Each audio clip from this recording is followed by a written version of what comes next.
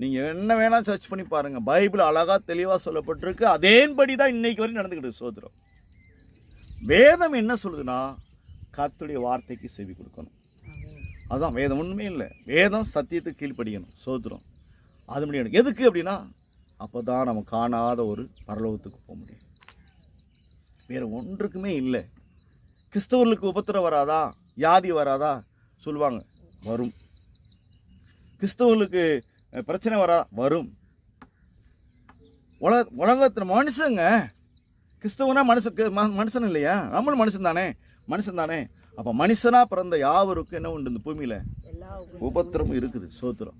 கிறிஸ்தவங்களாக மாறுனால எனக்கு பிரச்சனையே வராதுன்னு சொல்லவே முடியாது. நெருக்கங்கள் வராதுன்னு சொல்லவே முடியாது. நம்மளை எதற்காக தேவன் என்பது மதம் அல்ல. இன்னும் சொல்கிறேன், இது மதமே கிடையாது, மார்க்கம். நம்ம அறிந்து கொள்ளுகிற ஒரு காரியம். அறியாமல் இது வரைக்கும் இருக்கிறோம், இப்போ அறிந்து கொள்ளுகிற ஒரு மார்க்கம். இது வரைக்கும் அறியாமல் இருக்கோம், தெரியாமல் இருக்கிறோம், இப்போ தெரிந்து கொள்ளுகிற ஒரு மார்க்கம் கிறிஸ்தவம். அதுதான் அந்த இடத்துல அழகாக தெளிவாக சொல்லப்பட்டிருக்கு.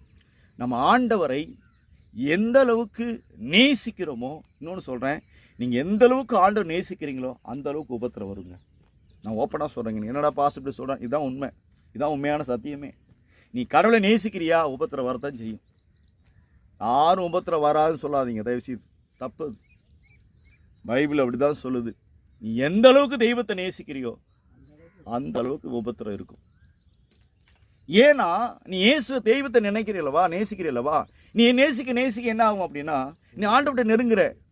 ஆனால் உனக்கு பிடிக்காதவன் யாருக்கான்? ஆண்டவருக்கு பிடிக்காதவன். சரி, நமக்கு பிடிக்காதவன் இல்லை.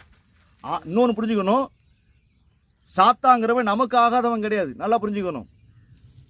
சாத்தாங்கிறவன் மனுஷருக்கு ஆகாதவன் கிடையாது, தேவனுக்கு ஆகாதவன்,